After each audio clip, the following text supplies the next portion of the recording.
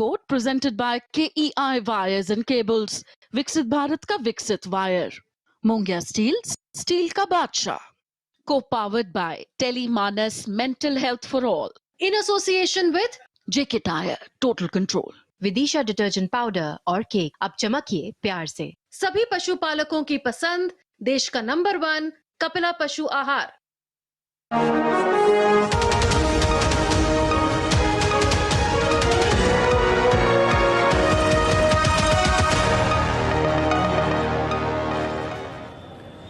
नमस्कार, मैं हूं सुधीर चौधरी और डिकोड के इस बहुत ही स्पेशल एपिसोड में आपका स्वागत है. तो आइए आज की खबरों को आपके लिए डिकोड करते हैं. आज का ये जो डिकोड है ये एक स्पेशल एपिसोड है जिसे आप जयपुर एडिशन कह सकते हैं, क्योंकि इस समय मैं जयपुर में हूं और मेरे पीछे आप हवा महल देख सकते हैं. जयपुर को आप इसी हवा महल से पहचानते हैं और आज मैं हवा महल के बिल्कुल सामने खड़ा हुआ हूं. और देखिए, आपको थोड़ा यहाँ का माहौल बताता हूँ. हवा महल पर हम इस समय मौजूद हैं. पीछे एक बहुत बड़ा बाजार है, उसमें आपको बहुत सारे शोर शराबा आपको दिखाई देगा. और इस समय रात के 9 बज रहे हैं, लेकिन 9 बजे भी अगर आप देखेंगे तो जयपुर शहर जो है वो पूरी तरीके से अपने चरम पर है. बाजार में रौनक है, सड़कों पर ट्रैफिक है और थोड़ा ट्रैफिक की आवाज़ आपको इस समय आ रही होगी जब मैं बात कर रहा हूं. तो थोड़ी आपको आज अपने आप को इसलिए तैयार करना होगा कि आज आपको मेरे आसपास बहुत ज़्यादा शोर सुनाई देगा.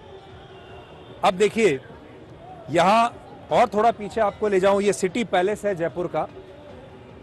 हवा महल के ठीक पीछे इतना खूबसूरत सिटी पैलेस. रात में इसकी खूबसूरती जो है वो देखते ही बनती है. तो सिटी पैलेस आपको हम दिखा देते हैं. और इस समय जहां पर मैं खड़ा हूं ट्रैफिक का शोर है और पास ही यहां पर सत्संग चल रहा है, भजन कीर्तन हो रहा है. उसके भी शायद आवाजें आपको अभी तक यहां आ रही होंगी. तो ये है जयपुर. आप इस समय देश के किसी भी कोने में बैठे हों, किसी भी शहर में, किसी भी गांव में, आज आपको जयपुर महसूस करना चाहिए.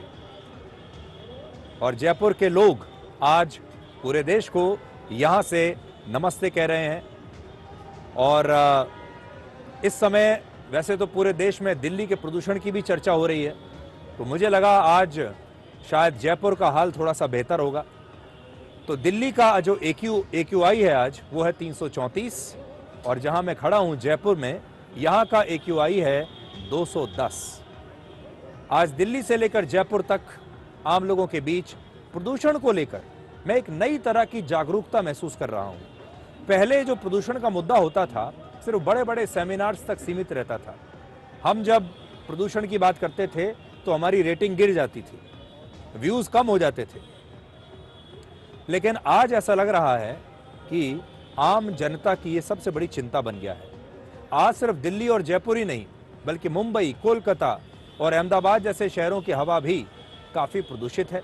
इसलिए आज हम वायु प्रदूषण पर भारत और चीन के एक्शन प्लान की भी एक तुलना करेंगे, क्योंकि चीन में भारत से ज्यादा फैक्ट्रियां हैं, भारत से ज्यादा गाड़ियां हैं, लेकिन इसके बाद भी चीन अपने देश की हवा सुधारने में कैसे कामयाब रहा, आज इसका विश्लेषण करना जरूरी है. इसके बाद हम प्रधानमंत्री मोदी की इथोपिया और ओमान की यात्रा को आपके लिए डिकोड करेंगे.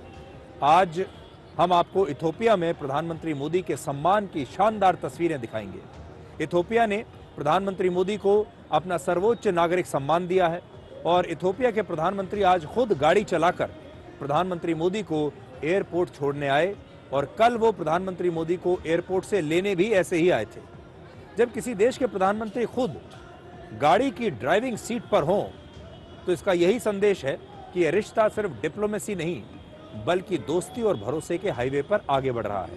और आखिर में हम आपको बताएंगे कि ऑपरेशन सिंदूर में भारत की ऐतिहासिक जीत को कांग्रेस पार्टी बर्दाश्त क्यों नहीं कर पा रही. पहले राहुल गांधी ने ऑपरेशन सिंदूर पर भारतीय सेना से सबूत मांगे और अब कांग्रेस के वरिष्ठ नेता पृथ्वीराज चौहान दावा कर रहे हैं कि ऑपरेशन सिंदूर के पहले दिन यानी 7 मई को भारत सिर्फ आधे घंटे में ही पाकिस्तान से हार गया था. धुरंधर फिल्म का एक डायलॉग आज मुझे याद आ रहा है, हिंदुस्तान का सबसे बड़ा दुश्मन हिंदुस्तानी है, पाकिस्तान तो दूसरे नंबर पर आता है। ऐसा लगता है कि कांग्रेस पार्टी इस डायलॉग को सही साबित करने में लगी है। और जैसा मैंने आपको बताया कि आज डिकोड में दिल्ली में दूरदर्शन के स्टूडियो से नहीं कर रहा हूं, बल्कि यहां जयपुर से कर रहा हूं, जयपुर के हवा महल से कर रहा हूं। इसलिए सबसे पहले आज जब मैं दिल्ली से जयपुर आया तो यहां भी AQI यानी एयर क्वालिटी इंडेक्स की चर्चा हो रही थी। आज यहां के कई लोगों ने मुझसे पूछा कि दिल्ली में AQI कैसा है। तो पहले भारत में हवा की क्वालिटी कैसी है, प्रदूषण कितनी तेजी से फैल रहा है, इस पर आम लोग चर्चा नहीं किया करते थे, लेकिन प्रदूषण को लेकर अब ये नई जागरूकता आई है। दिल्ली से जब मैं जयपुर आया तो मुझे उम्मीद थी कि पिंक सिटी में प्रदूषण शायद कम होगा, लेकिन यहाँ जयपुर में भी AQI 210 है और जयपुर से 300 किलोमीटर दूर दिल्ली की हालात जो है वो भी कोई बहुत अच्छे नहीं है। आज देश भर में दिल्ली के प्रदूषण की चर्चा हो रही है। दिल्ली का AQI आज है अधिकतम जो रहा वो है 355 यानी हवा बेहद खराब है। हालांकि 14 दिसंबर को यही AQI दिल्ली में 500 को पार कर गया था। अब ये आंकड़ा देखिए, 50 तक अगर AQI होता है तो इसे अच्छा माना जाता है। 100 के ऊपर होने से बीमार लोगों को सांस लेने में दिक्कत होने लगती है। 200 के ऊपर AQI खराब माना जाता है। 300 से ज्यादा बेहद खराब श्रेणी में आता है। और अब प्रदूषण राजनीति का एक मुद्दा भी बन गया है।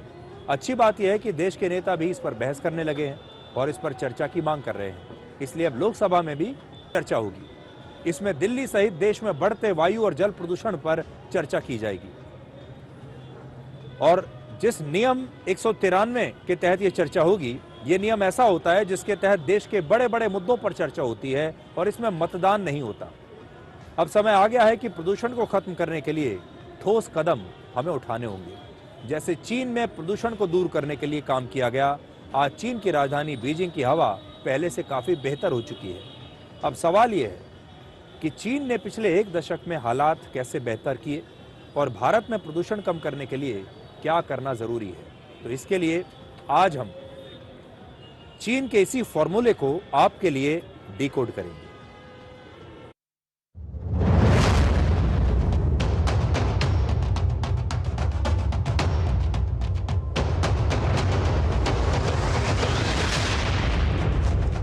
दिल्ली के लोगों को साफ हवा देने के लिए हमारी सरकार वचनबद्ध है। इसलिए हमें कड़े कदम भी उठाने होंगे, तो और भी इसके आने वाले दिनों में और भी उठाए जाएंगे।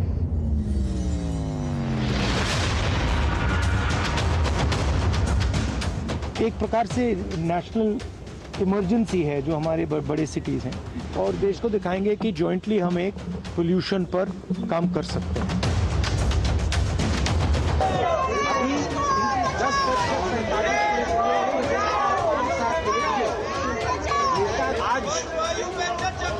फिर एयर क्वालिटी क्या है आपकी? आप पैरामीटर बदल देंगे तो कहेंगे एयर क्वालिटी बेहतर है। ये कौन सी नई चीज़ है? आप एयर क्वालिटी को बेहतर कैसे करेंगे?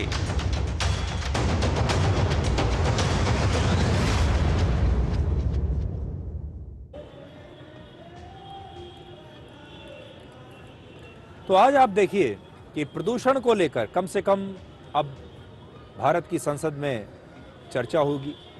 हमारे देश के जो बड़े बड़े नेता हैं वो ये मुद्दा उठा रहे हैं, और हम तो आज ये कहेंगे कि इस बार देश के विपक्ष को और सरकार को, दोनों को मिलकर प्रदूषण पर कोई सॉल्यूशन निकालना चाहिए। विपक्ष के लिए बड़ा आसान है कि वो सरकार की कमियां निकालने लगे।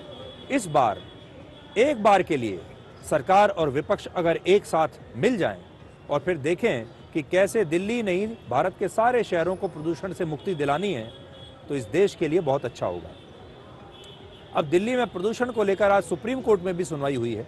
सुनवाई के दौरान सुप्रीम कोर्ट ने 3 बड़ी टिप्पणी की। पहला, दिल्ली और NCR में BS4 स्टैंडर्ड से नीचे की गाड़ियों पर कार्रवाई की जा सकती है।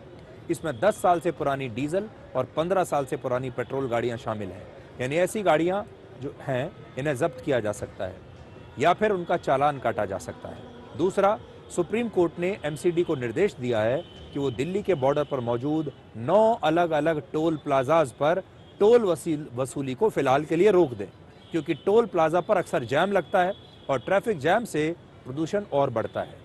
तीसरी बात, सुप्रीम कोर्ट ने साफ कहा है कि प्रदूषण को खत्म करने के लिए अब एक लॉन्ग टर्म रणनीति बनानी पड़ेगी, लंबी अवधि की। आज दिल्ली सरकार ने भी प्रदूषण कम करने के लिए कुछ बड़े फैसले लिए हैं। दिल्ली के सभी सरकारी स्कूल और प्राइवेट दफ्तरों में 50% कर्मचारियों को वर्क फ्रॉम होम करना होगा। दूसरा, जिन गाड़ियों के पास पॉल्यूशन सर्टिफिकेट नहीं होगा उन्हें पेट्रोल पंप पर पेट्रोल और डीजल नहीं मिलेगा। तीसरा, BS6 से कम स्टैंडर्ड वाली दिल्ली के बाहर की गाड़ियों की दिल्ली में एंट्री बंद कर दी जाएगी। दिल्ली के पर्यावरण मंत्री मनजिंदर सिंह सिरसा ने दिल्ली के प्रदूषण को लेकर एक दिन पहले 16 दिसंबर को माफी मांगी थी और उन्होंने ये भी कहा था कि किसी भी सरकार के लिए 9 से 10 महीने के अंदर प्रदूषण को पूरी तरह से खत्म करना संभव नहीं है। अब दिल्ली सरकार प्रदूषण को कम करने के लिए कार पूलिंग जैसे विकल्पों को बढ़ावा देने की तैयारी कर रही है और इसके लिए एक कार पूलिंग ऐप भी लॉन्च किया जाएगा। हमने मैप इंडिया और गूगल मैप के साथ टाई अप करने जा रहे हैं। गूगल मैप्स के साथ आज हमारी बैठक है। उनके पास जो आंकड़े हैं दिल्ली के, उनके पास पिछले 2-3 साल का जो पूरे का पूरा सर्वे है उनका, नेचुरल है उनका, क्योंकि गूगल मैप्स लोग यूज कर रहे होते हैं। हम ये आइडेंटिफाई कर पाएंगे कहां पे सबसे ज्यादा ट्रैफिक की प्रॉब्लम आ रही है, कौन से नए हॉटस्पॉट्स बन चुके हैं। हमारी कोशिश है कि नए 100 हॉटस्पॉट्स ऐसे आइडेंटिफाई किए जाएं जो ट्रैफिक के कारण हैं और फिर उनके ऊपर एक प्लान तरीके से काम किया जाए। ये दिल्ली के लिए इस वक्त बहुत जरूरी है। हम दिल्ली के लिए एक और कोशिश करने जा रहे हैं कि दिल्ली का अपना कार पूलिंग ऐप हो। दिल्ली के लोग अगर कार पूलिंग का इस्तेमाल करना शुरू करेंगे तो बहुत बड़ी उनको राहत मिलेगी। उनके बच्चों के लिए साफ हवा का इंतजाम तभी हो सकता है अगर वो अपनी गाड़ियों को कम यूज करें और कार पूलिंग करें। हम कार पूलिंग ऐप दिल्ली के लिए एक बनाने का प्रोविजन कर रहे हैं। तो सुझाव यही है कि दिल्ली के लोगों को पब्लिक ट्रांसपोर्ट का ज़्यादा इस्तेमाल करना चाहिए, कार पूलिंग करनी चाहिए, गाड़ियों को कम से कम सड़कों पर निकालना चाहिए। अब सवाल ये है कि प्रदूषण का लोगों की ज़िंदगी पर आखिर कितना असर पड़ता है। तो इसे समझने के लिए आप रिजर्व बैंक ऑफ इंडिया की ये रिपोर्ट देखिए। इस रिपोर्ट के मुताबिक दिल्ली में वर्ष 2016 से 2020 के बीच यानी 4 साल में लोगों की औसत आयु 75 साल 8 महीने थी, लेकिन वर्ष 2019 से 2023 के बीच ये घटकर 74 साल 2 महीने रह गई। यानी पिछले 4 वर्षों में दिल्ली के लोगों की औसत आयु 18 महीने कम हो चुकी है। औसत आयु घटने की कई वजहें होती हैं, लेकिन प्रदूषण इसकी एक बड़ी वजह मानी जा रही है। आज प्रदूषण सिर्फ दिल्ली की समस्या नहीं है, देश के ज्यादातर शहरों की हवा अब जहरीली हो चुकी है। देश के अलग अलग शहरों में जरा ये आंकड़े देखिए प्रदूषण के। हरियाणा के रोहतक में आज AQI 385 है। पंजाब के मंडी गोविंदगढ़ में AQI 361 दर्ज किया गया। इन दोनों जगहों की हवा दिल्ली से भी ज्यादा खराब है। इसी तरह उड़ीसा के तालचेर में AQI 305 है, बिहार के छपरा में 285 है, राजस्थान के सीकर में 254 है। और ये आंकड़े बताते हैं कि प्रदूषण अब केवल सिर्फ दिल्ली शहर की समस्या नहीं बल्कि पूरे देश की समस्या बन चुका है। सुप्रीम कोर्ट ने भी आज कहा कि प्रदूषण को दूर करने के लिए एक लंबी अवधि की योजना बनानी होगी। आज चीन और यूरोप में जो हवा साफ है, ये हवा रातों रात साफ नहीं हुई। आज से 20 साल पहले तक चीन की हवा भी ऐसे ही इतनी ही जहरीली थी। भारत और चीन की कहानी काफी हद तक एक जैसी है। दोनों देशों की आबादी 140 करोड़ से ज्यादा है। दोनों जगह तेजी से औद्योगिकरण हुआ है। दोनों देशों में गाड़ियों की संख्या अचानक से बढ़ी है। दोनों देशों के शहर बड़े बड़े हैं और बेहद घनी आबादी वाले हैं। चीन में भारत से ज्यादा फैक्ट्रियां हैं, भारत से ज्यादा गाड़ियां हैं, भारत से ज्यादा शहर हैं।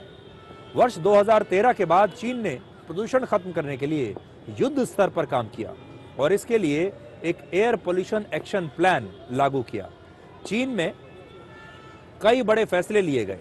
पहला, कोयला और जो उद्योग हैं, उद्योगों पर नियंत्रण किया गया। कोयला आधारित नए बिजली प्लांट्स पर रोक लगा दी। पुराने प्लांट्स और कोयला खदानों को बंद कर दिया गया। दिल्ली के बड़े शहरों से फैक्ट्रियों को भी जो है ऐसे ही शिफ्ट करना पड़ेगा, क्योंकि चीन ने भी देश के बड़े बड़े शहरों से फैक्ट्रियों को बाहर शिफ्ट कर दिया गया। बड़े शहरों में गाड़ियों की संख्या को सीमित किया गया और पब्लिक ट्रांसपोर्ट को बढ़ावा दिया गया और उसमें भी इलेक्ट्रिक बसें चलनी शुरू की।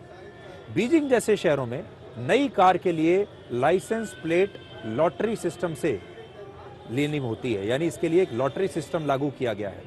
अगर आपको आज नई गाड़ी लेनी है और उसका लाइसेंस प्लेट आपको चाहिए तो सबको नहीं मिलेगा, इसके लिए लॉटरी है। पब्लिक ट्रांसपोर्ट का किराया बहुत कम रखा गया और यह देखा गया कि यह समय पर चले। तीसरा, पेड़ लगाने के लिए ग्रेट ग्रीन वॉल जैसी योजनाओं को लागू किया गया। 12 राज्यों में 35 अरब से ज्यादा पेड़ लगाए गए, जिस पर 100 अरब डॉलर से ज्यादा पैसा निवेश हुआ। आज जो हालात भारत की राजधानी दिल्ली की है, वही हालत वर्ष 2013 से पहले चीन की राजधानी बीजिंग की थी और उस समय बीजिंग का AQI 800 से भी ज्यादा था। चीन की राजधानी बीजिंग में 3000 से ज्यादा उद्योगों को बंद किया गया और फिर इन्हें दूसरे शहरों में शिफ्ट किया गया। बीजिंग में ज्यादातर सर्विस या रिसर्च एंड डेवलपमेंट से जुड़ी कंपनियों के ही ऑफिस रखे गए। मैन्युफैक्चरिंग कंपनियों को बीजिंग से पूरी तरीके से बाहर शिफ्ट कर दिया गया, यानी वहां पर कोई फैक्ट्री नहीं है। लेकिन आज बीजिंग की हवा साफ है और दिल्ली की हवा अब भी जहरीली है। चीन ने वायु प्रदूषण को स्वास्थ्य आपातकाल माना। सरकार ने इसे एक राजनीतिक मुद्दा बनाया और उसके लक्ष्य तय किए। प्रदूषण खत्म करने के लिए समय सीमा बनाई गई और अधिकारियों की जवाबदेही तय की गई, जबकि भारत में प्रदूषण अब भी एक मौसमी समस्या बना हुआ है। सर्दी आई तो चर्चा शुरू हुई, गर्मियां आ गई तो यह मुद्दा गायब हो गया।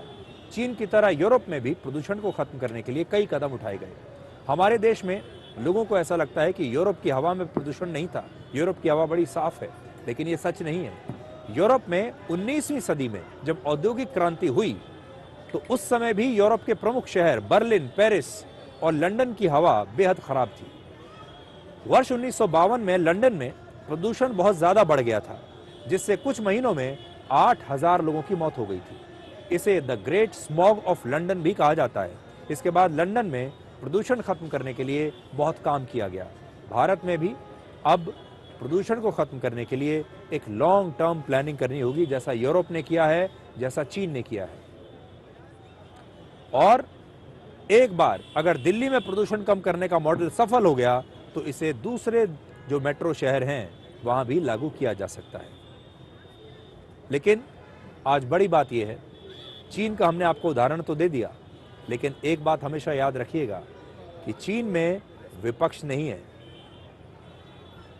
हमारे देश में जो विपक्ष है, हमारे देश की जो व्यवस्था है, वो ऐसी है कि बहुत बार सरकार अगर कुछ करना भी चाहे तो उसे करने में बहुत समय लगता है। और इसीलिए आज हम ये कह रहे हैं कि एक बार के लिए सरकार और विपक्ष को एक साथ आ जाना चाहिए। कल भारत की संसद में प्रदूषण पर चर्चा होने वाली है और आज हम ये कहना चाहते हैं कि इस चर्चा के दौरान विपक्ष को भी सरकार की मदद करनी चाहिए। इन दोनों को मिलकर नई योजना कोई बनानी चाहिए जिससे लोगों को राहत मिल सके और भारत के जो लोग हैं हमेशा इन सांसदों के, चाहे वो विपक्ष के हों या सरकार के हों, हमेशा इनके एहसानमंद रहेंगे। अहमद अली खुद अपनी कार चलाकर प्रधानमंत्री मोदी को एयरपोर्ट तक छोड़ने के लिए पहुंचे और ओमान रवाना होने से पहले उन्हें गले लगाकर विदा किया। इथियोपिया के प्रधानमंत्री का खुद गाड़ी चलाकर प्रधानमंत्री मोदी को पहले एयरपोर्ट से रिसीव करना और फिर उन्हें एयरपोर्ट तक छोड़ने आना सिर्फ एक तस्वीर नहीं बल्कि एक संदेश भी है। और ये तस्वीरें बता रही हैं कि भारत और इथियोपिया के बीच एक दोस्ती वाली डिप्लोमेसी है। जब किसी देश के प्रधानमंत्री खुद गाड़ी की ड्राइविंग सीट पर हों तो इसका यही संदेश होता है कि रिश्ता सिर्फ डिप्लोमेसी नहीं बल्कि दोस्ती और भरोसे के हाईवे पर आगे बढ़ रहा है।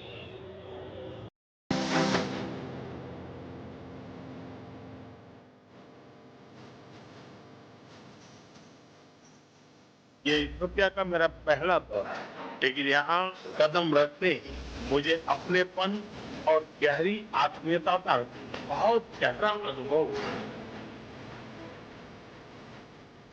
भारत और इथियोपिया के बीच हजारों वर्षों से निरंतर संपर्क, संवाद और आदान प्रदान होता रहा।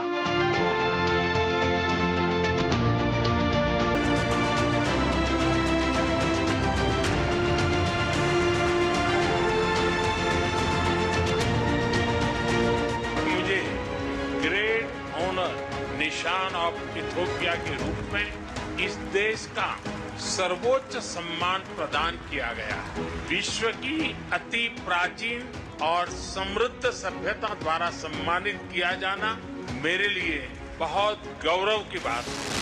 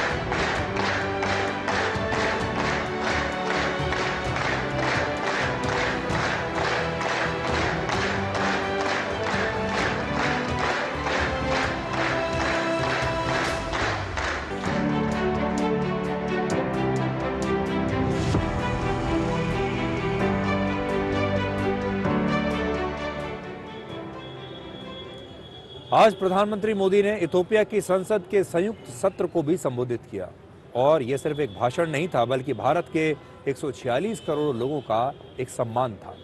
प्रधानमंत्री मोदी के इस भाषण के स्वागत में इथियोपिया की संसद में 50 बार तालियां बजाई गई। आप देखिए।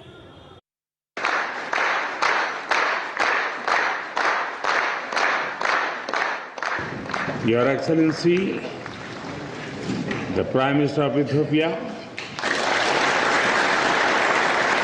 of a great privilege for me to stand before you today.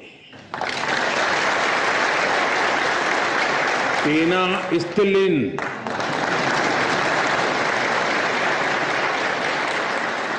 salam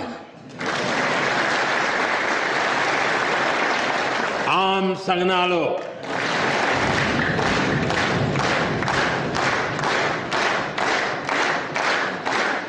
प्रधानमंत्री मोदी दुनिया के 18 देशों की संसद को संबोधित कर चुके हैं और उन्होंने अपने भाषण में कहा कि उन्हें इथियोपिया में अपने घर जैसा महसूस हुआ क्योंकि इथियोपिया और उनका गृह राज्य गुजरात दोनों ही शेरों की भूमि है। अपने भाषण के बाद प्रधानमंत्री मोदी खुद इथियोपिया के पार्लियामेंट में मौजूद एक एक सांसद की सीट पर गए और उनसे मिले और हाथ मिलाया। प्रधानमंत्री मोदी दुनिया के बड़े और छोटे देशों में फर्क नहीं करते और ऐसी तस्वीरों की वजह से ही प्रधानमंत्री मोदी अंतर्राष्ट्रीय मंचों पर ग्लोबल साउथ की सबसे बुलंद आवाज बन गए हैं। उन्होंने कहा कि इथियोपिया के मंत्रियों और सांसदों से बातचीत करके उन्हें बेहद खुशी हुई और वो जहां भी आपने देखा होगा जाते हैं आजकल, उस देश के पक्ष और विपक्ष के नेता, तमाम सांसद उनसे मिलना चाहते हैं, हाथ मिलाना चाहते हैं और बात करना चाहते हैं। My dear sisters and brothers of Ethiopia,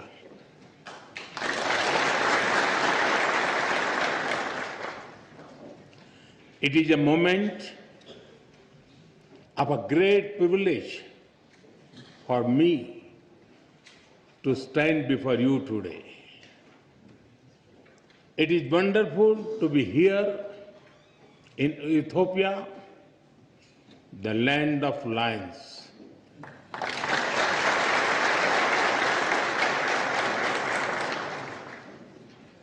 I feel very much at home because my home state Gujarat in India is also home to lions.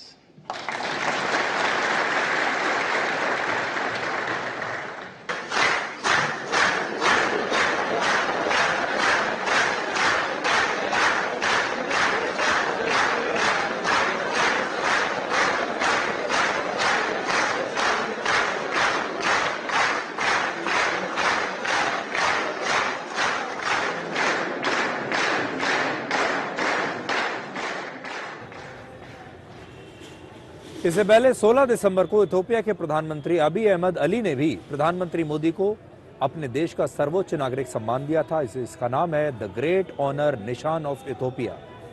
प्रधानमंत्री मोदी इथोपिया का यह प्रतिष्ठित सम्मान पाने वाले पहले अंतर्राष्ट्रीय नेता हैं और इस मौके पर प्रधानमंत्री मोदी ने कहा कि यह सम्मान उन अनगिनत भारतीयों का है जिन्होंने भारत और इथोपिया के संबंधों को ऊंचाइयों तक पहुंचाया है।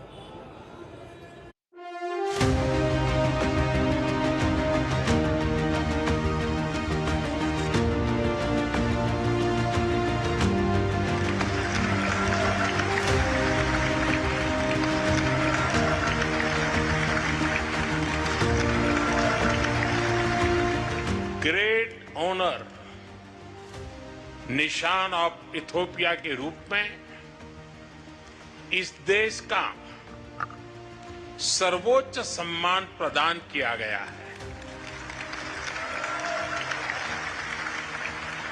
विश्व की अति प्राचीन और समृद्ध सभ्यता द्वारा सम्मानित किया जाना मेरे लिए बहुत गौरव की बात है। मैं सभी भारतवासियों की ओर से इस सम्मान को पूरी विनम्रता और कृतज्ञता से ग्रहण करता हूं। यह सम्मान उन अनगिनत भारतीयों का है जिन्होंने हमारी साझेदारी को आकार दिया। 1896 के संघर्ष में सहयोग देने वाले गुजराती व्यापारी हो, इथोपियन मुक्ति के लिए लड़ने वाले भारतीय सैनिक हो या शिक्षा और निवेश के माध्यम से भविष्य संवारने वाले भारतीय शिक्षक और उद्योगपति, और यह सम्मान उतना ही इथोपिया के हर उस नागरिक का भी है जिसने भारत पर विश्वास रखा और इस संबंध को हृदय से समृद्ध किया। इस साल यानी वर्ष 2025 में अब तक प्रधानमंत्री मोदी को 9 देशों का नागरिक सम्मान मिल चुका है और पिछले 11 वर्षों में उन्हें 28 देशों से नागरिक सम्मान मिला है। कल इथोपिया के प्रधानमंत्री मोदी के सम्मान में एक डिनर का आयोजन उन्होंने किया और इस दौरान वहां पर इथोपिया के गायकों ने वंदे मातरम का लोकप्रिय फिल्मी गाना गाया। इथोपिया में मुस्लिम आबादी करीब 34% है और वहां के प्रधानमंत्री खुद भी मुस्लिम हैं। यह हमारे देश के उन मुस्लिम नेताओं को, उन मुस्लिम लोगों को एक कड़ा संदेश है जो धर्म की बात करके वंदे मातरम गाने से बचते रहते हैं और कहते हैं कि हमारा धर्म वंदे मातरम गाने की इजाजत नहीं देता। लेकिन इथोपिया में आप देखिए क्या हुआ।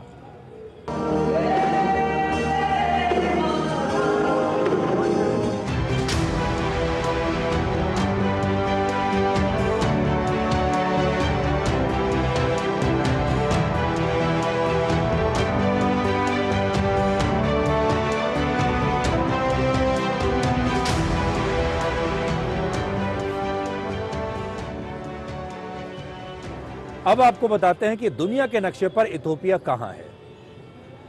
यह पूर्वी अफ्रीका में स्थित और अफ्रीका का दूसरा सबसे ज्यादा आबादी वाला देश है और पहले नंबर पर नाइजीरिया आता है।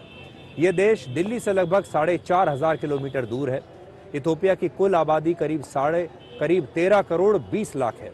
भारत के राज्य महाराष्ट्र की आबादी करीब 12 करोड़ 70 लाख है, यानी इथोपिया की जनसंख्या महाराष्ट्र से करीब 50 लाख ज्यादा है। इथोपिया का क्षेत्रफल 11,04,000 वर्ग किलोमीटर है, जो भारत के सबसे बड़े राज्य राजस्थान से 3 गुना ज्यादा बड़ा है। अब आपको इथोपिया के बारे में कुछ और दिलचस्प जानकारियां बताते हैं। इथोपिया का अपना खुद का एक कैलेंडर सिस्टम है जिसमें 13 महीने होते हैं और जो 13वां महीना होता है उसमें सिर्फ 5 या 6 दिन होते हैं। कॉफी का जन्म स्थान भी इथोपिया को ही माना जाता है और कॉफी वहां की संस्कृति का वैसा ही महत्वपूर्ण हिस्सा है जैसा हमारे देश में चाय है। इथोपिया दुनिया के सबसे पुराने देशों में से एक है और 19वीं सदी में जब दुनिया के ज्यादातर देश उपनिवेश बन चुके थे, उस समय भी इथोपिया आजाद था, अंग्रेजों का गुलाम नहीं था। दुनिया का सबसे पुराना फॉसिल यानी जीवाश्म इथोपिया में ही मिला था, जो करीब 32 लाख वर्ष पुराना है, और इस जीवाश्म का नाम है लूसी। और इथोपिया का जो राष्ट्रीय पशु है वो है शेर। अब आपको प्रधानमंत्री मोदी की कार डिप्लोमेसी की वो तस्वीरें दिखाते हैं जिनकी पूरी दुनिया में चर्चा हो रही है।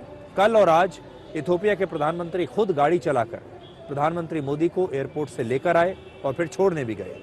कल प्रधानमंत्री मोदी को जॉर्डन के क्राउन प्रिंस ने भी खुद अपनी गाड़ी चलाकर वो जॉर्डन के म्यूजियम लेकर गए थे।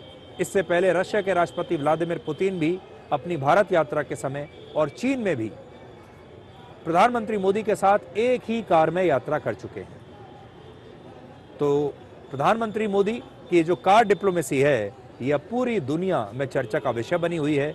और अब जहां भी प्रधानमंत्री मोदी जाते हैं, आपने देखा होगा उनका एक दोस्ताना संबंध उन देशों के नेताओं के साथ रहता है, और फिर वो उन्हीं नेताओं के साथ एक ही गाड़ी में बैठकर यात्रा करते हैं। अब आपको वापस अपने देश में लाते हैं।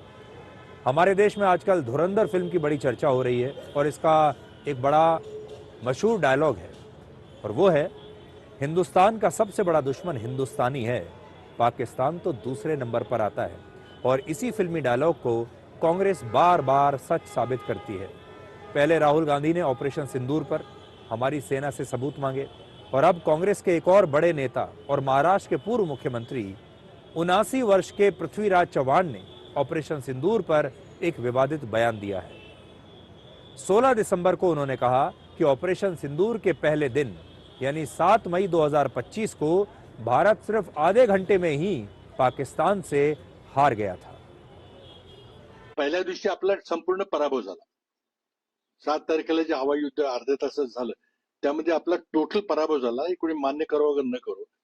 आणि त्यामुळे त्या दिवशी भारताची जी विमानं पडली, त्या दिवशी सगळा भारताचा एअरफोर्स हा ग्राउंड झाला, त्यानंतर एकही विमान उडलं नाही।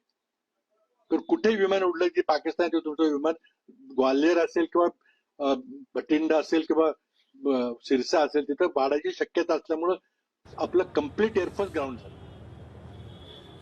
ऑपरेशन सिंदूर में भारत की जीत के 7 महीने बाद पृथ्वीराज चव्हाण ने ऐसा बयान दिया जिसे सुनकर शायद सबसे ज्यादा खुशी आज पाकिस्तान को ही हो रही है, क्योंकि वो पाकिस्तान को ही बल दे रहे हैं। इस समय पाकिस्तान में पृथ्वीराज चव्हाण के बयान की बड़ी चर्चा हो रही है, और पाकिस्तान में इसे सुनकर तालियां बज रही हैं। इससे पहले ऐसे बयान सिर्फ पाकिस्तान के जनरल्स और वहां के नेता दिया करते थे। बीजेपी के मुताबिक सेना का अपमान करना कांग्रेस की पहचान बन चुका है, और पृथ्वीराज चव्हाण से पहले राहुल गांधी भी ऐसे बयान दे चुके हैं। जब इस पर बहुत विवाद हो गया तो भी पृथ्वीराज चव्हाण ने अपने इस दावे पर माफी मांगने से इनकार कर दिया है।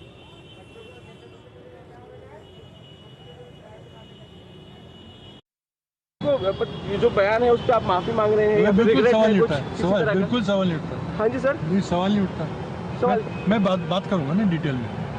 माफी मांगने का सवाल माफी का मांगो, लेकिन आपके हिसाब से स्टेटमेंट गलत था क्या सर? बिल्कुल नहीं। लोग मीडिया में वही सब जगह ऐसे ही चला कि अपमान हुआ है। मैं करूंगा, डिटेल बात करूंगा। सेना के शौर्य पर किसी को गाली देने का अधिकार नहीं है। जो लोग सेना के शौर्य को अपमानित करते हैं वो कभी देश हित की बात सोच ही नहीं सकते। कांग्रेस पार्टी हो चाहे कोई हो, चाहे वो नकली हो चाहे ओरिजिनल हो, लेकिन विपक्ष और कांग्रेस की एक आदत सी बन गई है कि देश को अपमानित करना, सेना के शौर्य को अपमानित करना, ये देश कभी बर्दाश्त नहीं करेगा। ये भारत की हार बोलने वाले ये पाकिस्तान की जीत चाहते हैं क्या? पाकिस्तान की बोली बोलते हैं, भारत के खिलाफ बात करते हैं। ये काय के भारतीय है, ये काय की देशभक्ति है, ये काय की राष्ट्रभक्ति है? ये तो देशद्रोह है, ये देश से गद्दारी है, देश से बेईमानी है। और इसलिए ऐसे वक्तव्य करने वालों का मैं जाहिर निषेध करता हूं। इसके साथ ही कांग्रेस के राहुल गांधी अनेकों बार जब ऑपरेशन सिंदूर हुआ उसका हिसाब पूछते हैं, कितने ड्रोन गए, कितने विमान गए, कितना नुकसान हुआ। अरे पाकिस्तान के खिलाफ जो देश के लश्करों ने जो कार्रवाई की है, आतंकी अड्डों को उद्ध्वस्त किया है, कोई भी सिविलियन को तकलीफ नहीं हुआ है, प्रिसाइज अटैक किया है और पाकिस्तान को मुंह तोड़ जवाब दिया है, इसका गर्व पूरे देशवासियों को है। और इनको पाकिस्तान का गर्व है। देश 1 घंटा देश की हार हो गई, ऐसे बोलने वालों को जनता उनको सबक सिखाएगी। पृथ्वीराज चौहान जो हैं ये कोई छोटे मोटे नेता नहीं है। पृथ्वीराज चौहान कांग्रेस के बड़े नेता माने जाते हैं, मनमोहन सिंह की सरकार में राज्य मंत्री रह चुके हैं। लेकिन कांग्रेस के नेता पृथ्वीराज चौहान हो या फिर राहुल गांधी, इन्हें देश की सेना और सरकार पर भरोसा है ही नहीं। और ऑपरेशन सिंदूर में भारत की जीत शायद कांग्रेस से बर्दाश्त नहीं हो रही। आपको याद होगा भारत के सेना प्रमुख जनरल उपेंद्र द्विवेदी ने कहा था कि सिर्फ 22 मिनट के अंदर ही भारत ने पाकिस्तान के 9 आतंकवादी ठिकानों को नष्ट कर दिया था। और ऑपरेशन सिंदूर के बाद भारत को एशिया की तीसरी सबसे बड़ी ताकत बताया गया है। ये भी कहा गया कि भारत आसानी से पाकिस्तान के आसमान पर कब्जा कर सकता है, ये अंतर्राष्ट्रीय रिपोर्ट्स कह रही हैं।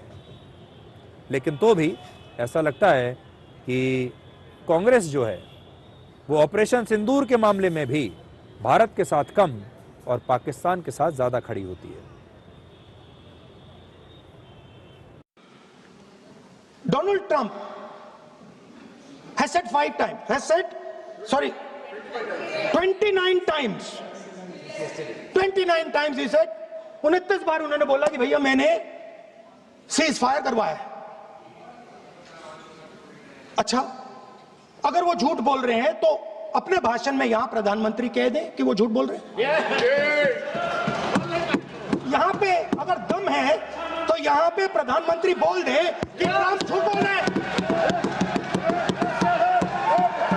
If he has the courage, if he has the courage, if he has the courage of Indira Gandhi, yes, let him say here, let him say here that Donald Trump, you're a liar, that you did not make a ceasefire. 50% भी है इंदिरा गांधी का तो यहां बोल दे, 50% होगा तो बोल देगा, बोल देंगे, सॉरी। अगर सचमुच में दम है तो आज शाम यहां प्रधानमंत्री को कह देना चाहिए Donald Trump is a liar, झूठ बोल रहा है डोनाल्ड ट्रंप। तो ये वो सारे बयान हैं जिन्हें सुन सुनकर पाकिस्तान बड़ा खुश होता है। और पाकिस्तान जो पूरी दुनिया में अपना नैरेटिव चला रहा है कि ऑपरेशन सिंदूर में हमारी जीत हुई है, उस नैरेटिव को इस प्रकार के बयानों से बहुत बल मिलता है, बहुत फायदा होता है। अब हम 146 करोड़ भारतीयों को गर्व से भर देने वाली एक खबर का विश्लेषण करेंगे। राष्ट्रपति भवन में एक बड़ा बदलाव किया गया है। कल तक राष्ट्रपति भवन की एक फोटो गैलरी में 96 ब्रिटिश अफसरों की तस्वीरें लगी हुई थी, लेकिन 16 दिसंबर को विजय दिवस के मौके पर ब्रिटिश अफसरों की इन तस्वीरों को हटा दिया गया। अब उसी जगह पर भारत के 21 परमवीर चक्र विजेताओं की तस्वीरें लगा दी गई हैं। ये भारत के उन 21 वीरों के चित्र हैं जिन्हें असाधारण वीरता और शौर्य के लिए परमवीर चक्र से सम्मानित किया गया। परमवीर चक्र भारत का सर्वोच्च सैन्य सम्मान है जो युद्ध के मैदान में अद्भुत साहस, वीरता और बलिदान के लिए दिया जाता है। राष्ट्रपति भवन में यह बदलाव सिर्फ तस्वीरों का नहीं है, ये गुलामी की मानसिकता को खत्म करने का भी एक बदलाव है। 16 दिसंबर को राष्ट्रपति द्रौपदी मुर्मू ने राष्ट्रपति भवन में परमवीर दीर्घा का उद्घाटन किया और यहां उन वीरों की तस्वीरें लगाई गई जिन्होंने हमारे तिरंगे के लिए अपनी जान की बाजी लगा दी। ये नया भारत है जो अपनी आने वाली पीढ़ियों को अंग्रेज अफसरों की नहीं बल्कि भारत के शूरवीरों की वीरता की कहानी सुनाएगा। आज का भारत अपनी पहचान दूसरों से नहीं बल्कि अब अपने नायकों से करेगा और खुद प्रधानमंत्री मोदी ने इसे गुलामी की मानसिकता से निकलने का एक अच्छा उदाहरण बताया है। परमवीर चक्र विजेताओं को सम्मान देने के लिए जिस 16 दिसंबर की तारीख को चुना गया वो भी एक ऐतिहासिक तारीख है।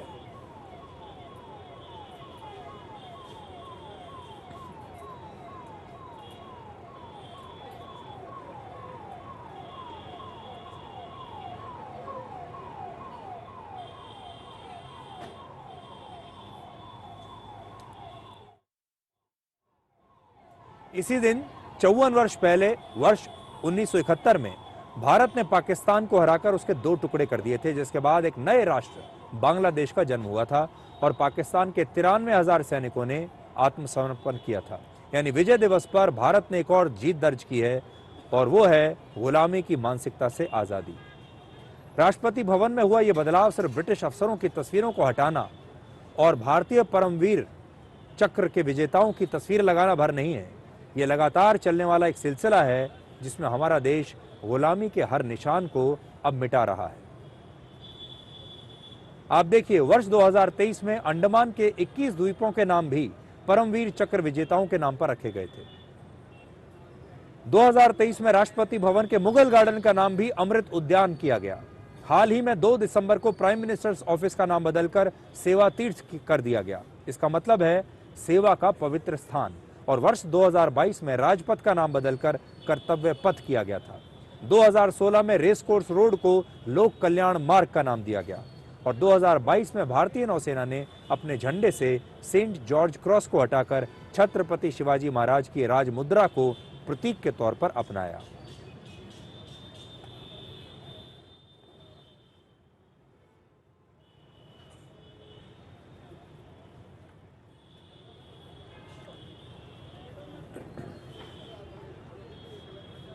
अब एक छोटा सा ब्रेक हम लोग यहां पर ले रहे हैं और ब्रेक के बाद कुछ और खबरों को आपके लिए डिकोड करेंगे।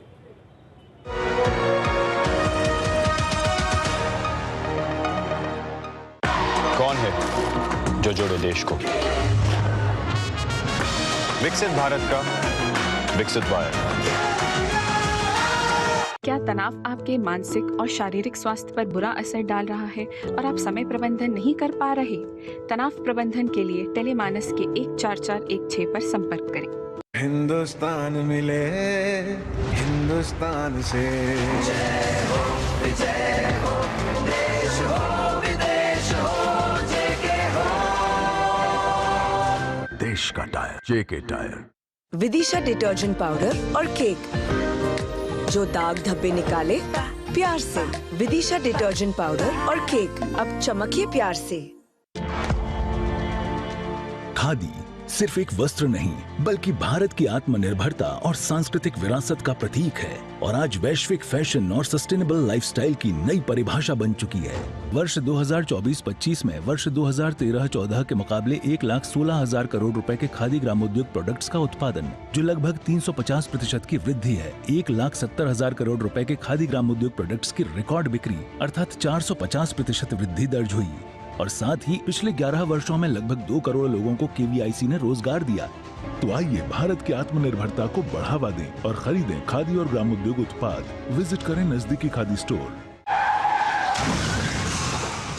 मौत कभी अचानक आती है तो कभी दबे पांव। दुर्घटना प्रभावित गर्भवती महिला, थैलेसीमिया रोगी के लिए रक्त का अभाव जानलेवा हो सकता है। जिंदगी और मौत की इस लड़ाई में आप बन सकते हैं सुपर हीरो। रक्तदान करने से कम नहीं होता, गर्व होता है, जान बचाने का गर्व। आखिरकार मैं 18 की हो गई तो इस बार मैंने वोट भी डाला और खून भी दे पाई। 65 साल की उम्र तक 177 बार किया स्वैच्छिक रक्तदान और यही है मेरा अभिमान। कीजिए रक्तदान और बनिए किसी के चेहरे की मुस्कान। लेकिन नन्ही सी जान आपका हमेशा करेंगे सम्मान। आप हो मेरे सुपर हीरो। रक्तदान यानी जीवन दान।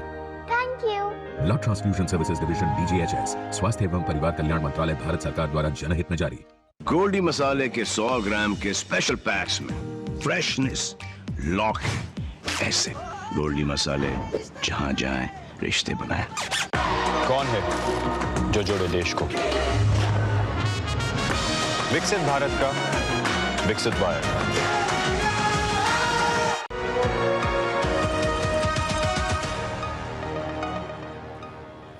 अब डिकोड में आपको ब्रांड्स के बारे में बताते हैं। ब्रिटेन के बहुत बड़े लेखक हैं, आपने नाम सुना होगा विलियम शेक्सपियर। उनका एक मशहूर नाटक है the tragedy of Romeo and Juliet. इसमें एक बड़ी मशहूर लाइन है व्हाट्स इन अ नेम। इसका मतलब है कि नाम में क्या रखा है। ये नाटक आज से 428 वर्ष पहले 1597 में आया था। आज शेक्सपियर जिंदा होते तो दुनिया भर के मशहूर ब्रांड्स को देखकर जरूर कहते कि शायद नाम ही में तो सब कुछ है। आज कहते हैं कि दुनिया में बिजनेस बंद हो सकता है लेकिन ब्रांड बंद नहीं हो सकता। कई बार तो ब्रांड अपने मालिक की उम्र से भी ज्यादा पुराने हो जाते हैं। आज कई ब्रांड्स इतने बड़े हैं कि कंपनी के मालिक बदलने पर भी उसकी पहचान बनी रहती है। जैसे ट्विटर की कहानी लीजिए। अमेरिका के उद्योगपति इलॉन मस्क ने करीब 4 लाख करोड़ रुपए खर्च करके ट्विटर को खरीदा, फिर उसका नाम बदलकर एक्स कर दिया। लेकिन आज भी लोग एक्स की बजाय इसे ट्विटर कह के ही बुलाते हैं। आज भी जब कोई एक्स पर पोस्ट करता है तो वो कहता है कि मैंने ट्वीट किया है, वो ये नहीं कहता कि मैंने एक्स किया है। आज अगर इलॉन मस्क कहते हैं कि ट्विटर ब्रांड की कोई वैल्यू नहीं है तो अरबों रुपए के ब्रांड वैल्यू को वो खो सकते हैं, क्योंकि ट्विटर की वैल्यू आज भी है। लोग आज भी इसे ट्विटर के नाम से ही जानते हैं। फेसबुक का नाम बदलकर मेटा हो चुका है, लेकिन आज भी लोग इसे फेसबुक ही कहते हैं।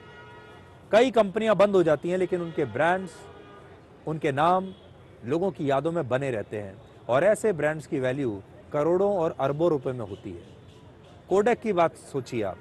कोडेक बंद हो चुकी है कंपनी, लेकिन कोडेक का कैमरा फिर से लॉन्च हुआ और लोगों ने उसे बहुत पसंद किया। जापान में मिनोल्टा का कैमरा आपको याद होगा, एक नई कंपनी ने इसे फिर से पेश किया और ये फिर से हिट हो गया। जब आप किसी ब्रांड को लगातार सुनते हैं, देखते हैं, उसका इस्तेमाल करते हैं तो आपके जीवन का हिस्सा बन जाता है। कैंपा कोला, जावा और यजदी जैसे बहुत पुराने ब्रांड्स अब एक बार नए दौर में फिर से आ रहे हैं। ये सभी ब्रांड्स कई दशकों तक बंद रहे लेकिन इनकी ब्रांड वैल्यू बनी रही और इसीलिए इन्हें पुराने नाम से ही रीलॉन्च किया जा रहा है। इसका सबसे नया उदाहरण है टाटा मोटर्स की कार सिएरा। इस ब्रांड को 2003 में बंद कर दिया गया था, लेकिन 22 साल बाद फिर से इसी नाम से गाड़ी को लॉन्च किया गया।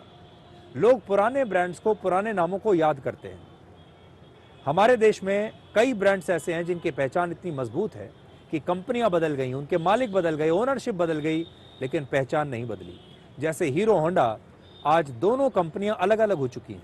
हीरो का नाम हीरो मोटोकॉर्प हो चुका है, लेकिन आज भी लोग बाइक जब खरीदने जाते हैं तो हीरो होंडा ही कहते हैं। अब ब्रांड जो होते हैं वो सिर्फ नाम नहीं होते, वो यादों की एक एल्बम होते हैं। बचपन, जवानी और उन दिनों की खुशबू जो आज भी कहीं ना कहीं हमारे अंदर बसी होती है। कुछ ब्रांड्स इतने बड़े हो जाते हैं कि उस सामान की पहचान उन ब्रांड से होती है। जैसे किसी को लगेज खरीदना हो तो दुकान में जाकर वीआईपी मांगता है, जबकि वीआईपी जैसी कई कंपनियां आजकल लगेज बनाती हैं। निरमा इतना बड़ा ब्रांड बन गया कि किसी को कोई और डिटर्जेंट खरीदना भी होता है तो वो कई बार कहता है कि निरमा दे दो। वर्ष 1995 में कनॉट प्लेस का नाम बदलकर राजीव चौक कर दिया गया था दिल्ली में, लेकिन 30 साल बाद भी लोग आज राजीव चौक को कनॉट प्लेस ही कहते हैं। इसी तरह 1995 में बॉम्बे का नाम बदलकर मुंबई कर दिया गया, लेकिन आज भी बॉम्बे का नाम इतना हिट है कि बहुत सारी कंपनियों में बॉम्बे का नाम ही लगा हुआ है, जैसे Bombay Dyeing, Bombay Shaving Company, the Bombay Canteen. 1972 में सिलोन का नाम बदलकर श्रीलंका कर दिया गया, लेकिन आज भी 50 साल बाद श्रीलंका की चाय सिलोन टी के नाम से आज भी बेची जाती है। तो देखिए, आज कुछ कंपनियां ऐसी हैं जो हमारे यहाँ ब्रांड बड़ा हो जाता है, लोग कंपनी बंद होने के बाद भी उसे भूल नहीं पाते।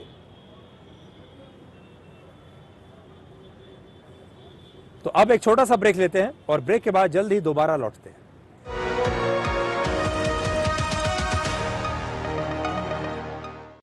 कौन है जो जोड़े देश को?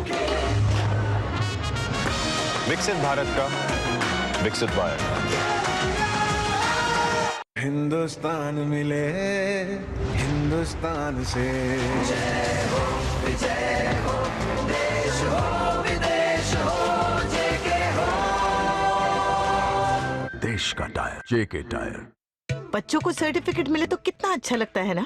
और अगर आपके आटे को भी मिले तो गेहूं की क्वालिटी, आटे की शुद्धता, रोटी की सॉफ्टनेस के लिए सर्टिफिकेट अगर होता तो है ना। आशीर्वाद आटा का क्वालिटी सर्टिफिकेट पैक स्कैन करो, खुद चेक करो। आशीर्वाद आटा, क्वालिटी का वादा, लिख के ले लो। इस देश की हर माँ, बच्चे, बूढ़े, जवान, खिलाड़ी, डॉक्टर, इंजीनियर, सबको गाय भैंस की दूध की शक्ति पर भरोसा है। पर जब इन पशुओं को कपिला पशु आहार मिलेगा तभी तो दूध सिर्फ ज्यादा ही नहीं, शक्ति से भरपूर भी होगा। कपिला पशु आहार, देश का नंबर 1 पशु आहार। क्या आप परेशानियों से घिरे हैं? मन भारी है और कोई रास्ता नजर नहीं आ रहा? याद रखें, समाधान आपके पास है। टेलीमानस के निशुल्क नंबर 14416 पर कॉल करें। कहीं से भी, कभी भी, 24 घंटे यह सुविधा उपलब्ध है। यहाँ आपकी बात सुनी जाती है, समझी जाती है और आपको सही दिशा दी जाती है। आप अकेले नहीं हैं, मदद बस एक कॉल दूर है।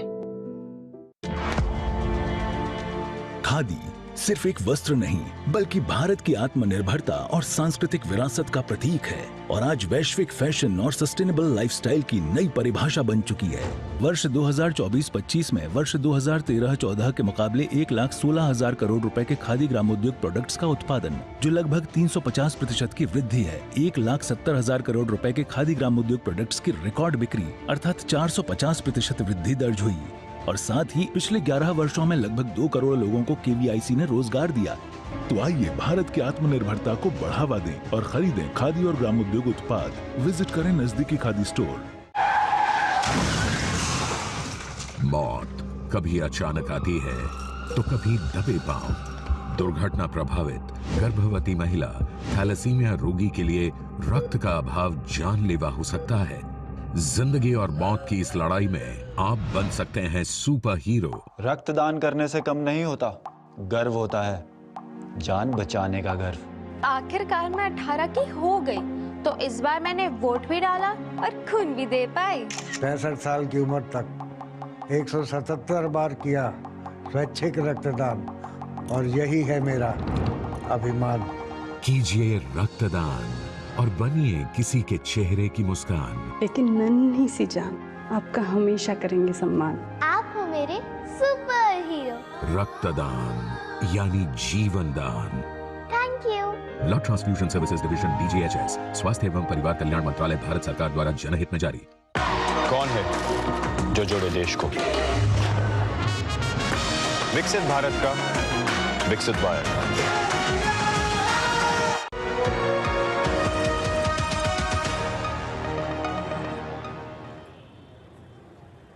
तो आज का जो स्पेशल एपिसोड था ये पिंक सिटी, देश के गुलाबी शहर जयपुर से था।